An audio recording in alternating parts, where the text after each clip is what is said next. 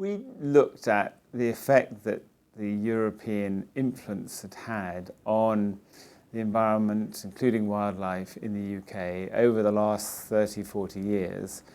including the legislation, including the policies like for agriculture, for common fisheries policy, and tried to come up with a balanced overall view of what this added up to, how far it had been good and bad, and looked a little bit ahead about what might happen if the UK either stayed or chose to leave.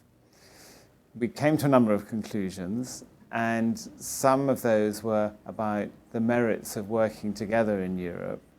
of dealing with cross-boundary issues, of dealing with common resources like the oceans and marine life. And some of them a bit more to do with whether countries were willing to go further in terms of environmental ambition, in terms of looking for sustainability, if they worked as a group or worked on their own. And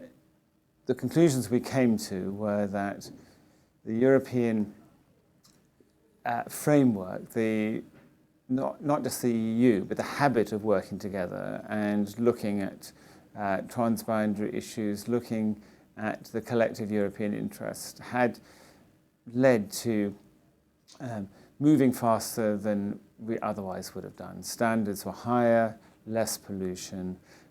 more attention to biodiversity, more attention to tackling climate change, more attention to trying to bring environmental issues into a lot of other policies as well.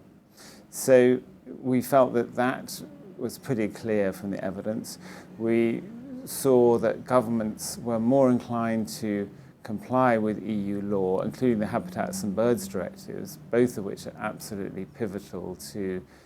conservation of biodiversity in all of the UK. They were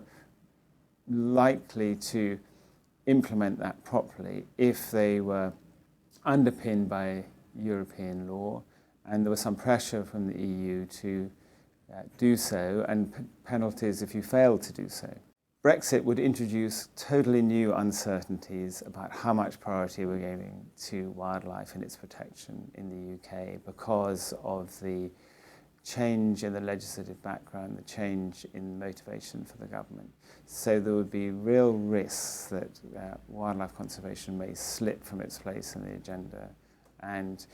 be very much a second-order concern for governments and therefore for local authorities and others.